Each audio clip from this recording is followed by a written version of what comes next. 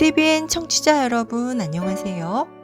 하나님의 말씀으로 사랑과 행복을 드리는 기도라 방송입니다. 오늘은 1월 2일 일요일입니다. 제목은 수적 열쇠입니다. 목사님께서 주제 말씀 읽으시겠습니다.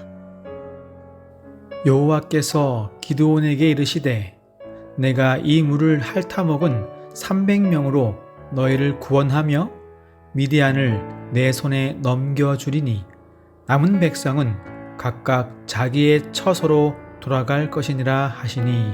사사기 7장 7절 말씀입니다.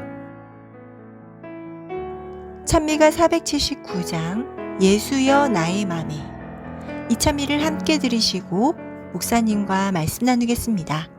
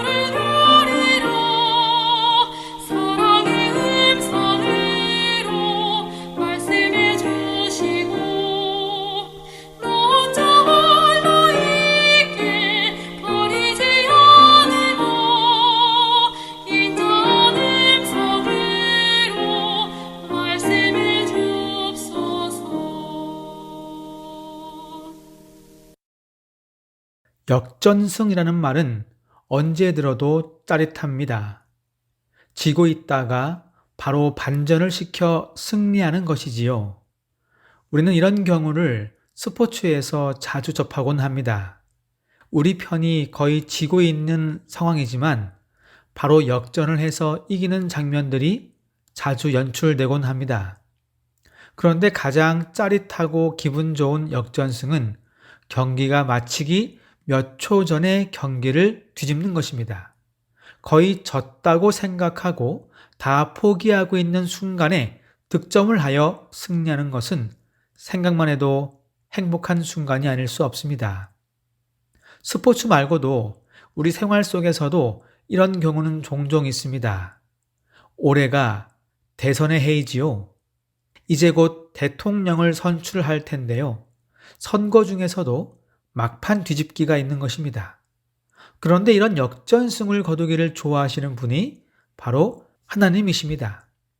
거의 다 포기하고 있는 순간에 아무것도 할 수 없음을 인정하는 순간에 하나님은 당신의 손을 내밀어 우리를 구원해 주시는 것입니다. 하나님이 이렇게 하시는 이유가 있습니다. 그것은 바로 하나님의 도우심이 없이는 우리는 아무것도 할 수 없음을 깨닫게 하기 위함입니다. 오늘 기도록 본문에는 기드온 이야기가 등장합니다. 기드온의 이야기야말로 하나님의 완전한 도우심이 없이는 절대로 이루어질 수 없는 이야기이지요. 우리 군사들은 32,000명입니다. 어떻게 보면 이 숫자도 굉장히 많은 숫자이지요. 하지만 적군에 비하면 아주 적은 숫자입니다. 사사기 7장 12절에는 적군을 메뚜기의 많은 수와 같고 그들의 낙타의 수가 많아 해변에 모래가 많음 같다고 표현하고 있습니다. 이것은 불가능을 보여주는 상황임을 우리는 단번에 알 수가 있는 것입니다. 우리 삶에 있어서 이런 일들은 자주 내 앞을 가로막곤 합니다. 아무리 생각해도 도저히 불가능한 일들, 우리는 그 앞에서 자주 무릎을 꿇고 나지요. 이럴 때 우리는 어떻게 해야 할까요? 본문의 말씀입니다. 기드온이 이길 확률은 매우 낮았는데도 하나님은 기드온의 군사를 300명으로 더 줄이셨다. 기드온은 300명을 데리고 엄청난 군대를 맞섰고 전쟁에서 승리했다. 하나님은 왜 기드온의 병력을 이렇게 극단적으로 줄이셨을까? 32,000명으로 승리한다 해도 대단한 일이었다. 사람들이 대거 이탈한 뒤에 남아있던 1만 명을 데리고 승리했어도 눈길을 끌었을 것이다. 두 경우 모두 적군에 비하면 턱없이 적은 숫자다. 그런데 기드온이 눈앞에 어마어마한 적군을 고작 300명으로 물리쳤다면 그 승리의 비결은 단 한 가지로밖에 설명할 수 없다.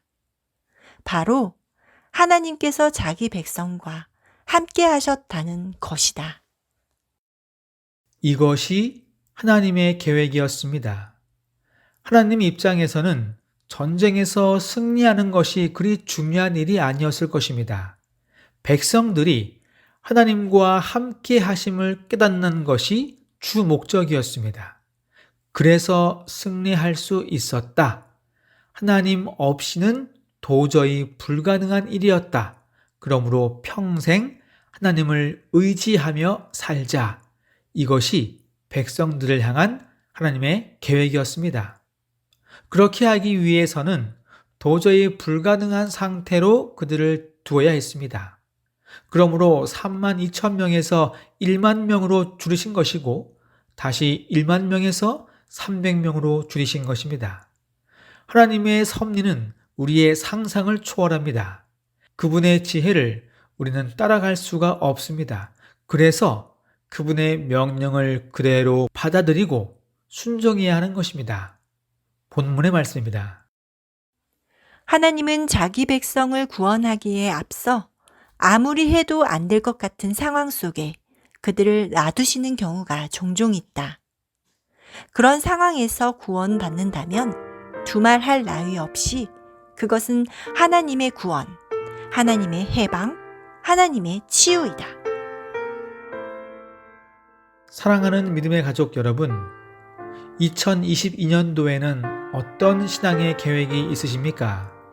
바라옵기는 작년보다 더 나은 신앙의 성장을 이루는 한 해가 되기를 소망합니다.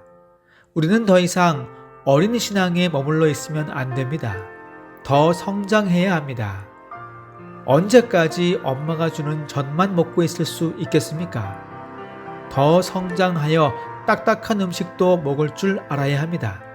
그래야 하나님께서 우리에게 더 큰 고난이 닥쳐올 때 이길 수 있는 힘을 주실 수 있으십니다. 신앙의 성장은 신앙 연수와는 아무 상관이 없습니다. 교회에 오래 다녔다고 해서 신앙이 깊은 것이 아닙니다. 지금 바로 성령님의 능력을 구하고 지혜를 구하심으로 나의 영적 신앙의 키를 높이시기 바랍니다. 그러므로 올 한 해는 하나님과 동행하면서 그분의 치유하심과 도우심을 적극 구하는 우리 모두가 되기를 간절히 소망합니다. 기도하겠습니다. 하늘에 계신 우리 아버지, 지난 한 해 동안 우리를 안전하게 지켜주심에 감사드립니다. 이제 다가오는 새해에도 주님의 돌보심이 반드시 필요할 때입니다. 주님의 손을 놓지 않도록 도와주시고 우리의 믿음이 더 성장하여 다가오는 시험에 당당히 승리할 수 있는 믿음의 주역들이 될 수 있도록 도와주시옵소서. 예수님의 이름으로 기도드립니다. 아멘.